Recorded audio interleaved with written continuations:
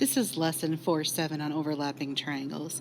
So some of these kind of problems you've seen before, like in the first group here, where you just have two triangles overlap each other, and so you have to visualize how you would kind of pull them apart and see how you could prove them congruent, even though they're overlapping and sharing a common segment or side. What is maybe new is that on some of the proofs, the information they give you allows you to prove a first pair of triangles congruent, but then you have to use that information to get more information to prove a second pair of triangles congruent. So you'll kind of see how that works on the next proof. So in problem number 1, it says identify any common angles or sides. So obviously we have segment JK that's shared between those two triangles. That's where they overlap. In number 2, we have angle D that's in both triangles. That's where they overlap. In a proof, if you state that a segment is congruent to itself or an angle is congruent to itself because they're shared between two triangles, remember the reason is reflexive property of congruence. Now in 3 and 4, it's saying to separate and redraw the overlapping triangles. That's easy for you to do in Notability. Just trace over top of triangle NPM, grab and drag it, and then label the vertices.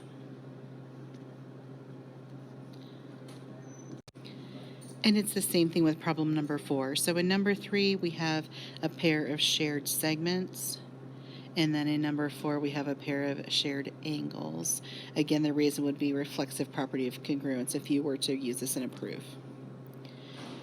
Okay, so on the next problem, it's kind of showing you how it happened, what I was describing before.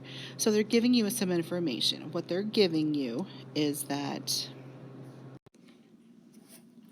so in this proof, you have to think backwards. It says we're supposed to be proving that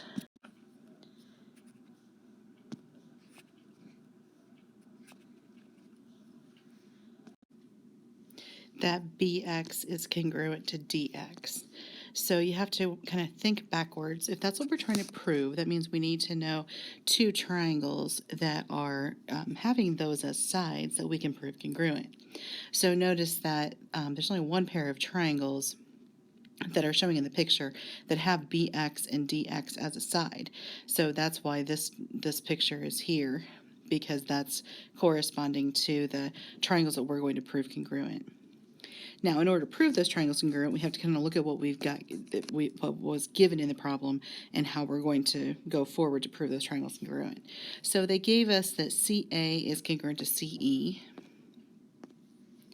So that's the whole segment there and the whole segment there.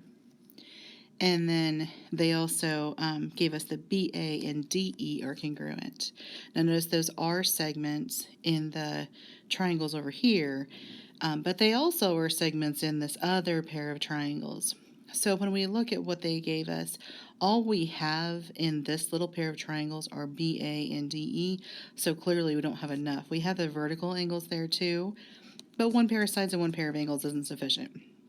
So our goal is to figure out how to get more parts that we need from these triangles in order to prove that these triangles are congruent.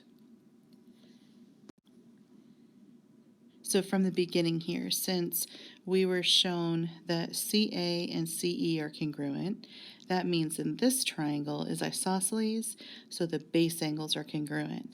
That's helpful because that's an angle here and here in the one pair of triangles. Now notice those are not the same angles as here, because those would just be part of this angle, not the whole entire angle measure. So that gives us angle A and angle E in the pink angle marks.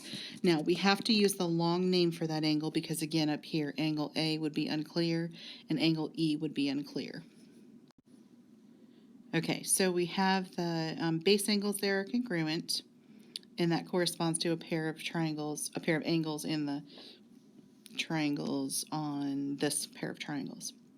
Okay, so then we also notice that we have this reflexive segment here, and in the reflexive segment, AE and EA are sides of that triangle. And then again, we were given BA and DE, so we have enough to make the triangles congruent. Those triangles are congruent by side, angle, side. Now, The goal was not really to prove those triangles congruent. The goal was to get some extra information so that we can use that to get the little triangles over here that we wanted to get congruent. Now remember, we already have the vertical angles, but I don't think we've stated that yet, so we need to put that in the proof. And then we already marked that those two segments are congruent. Now, what we can get from these triangles is those angles right there at B and at D. Now again, we have to use the long name for B and D because you can't tell from the picture if I say angle B which angle I'm talking about. But angle B is the same as that angle right there, and angle D is the same as that angle right there. So we can say that those angles ABE and EDA are congruent here, which translates to these angles over here. And then those triangles are congruent by angle, angle, side. And then once we have those triangles congruent, then we can use the corresponding parts of those triangles to get BX and XD to be congruent. So here's how the whole proof looks. Now again, you want to remember that what we're doing is using one pair of congruent triangles to prove another pair congruent. And then we're using the definition of congruent triangles after proving triangles congruent to get those pieces that we need.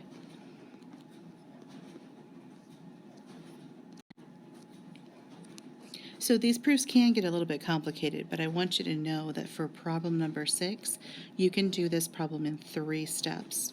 There's not a lot going on. If you think about it correctly, if you think about it the right way, there's really not as much happening as you might think. Okay, in problem number 7, you want to be focusing on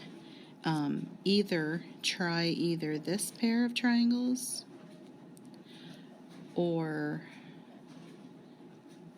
this pair of triangles to start with, because you're trying to prove this pair of triangles here is congruent to this pair of triangles here. So you need to get more sides, either from the big triangles would give you sides and angles, or from the little triangles here could give you a pair of sides.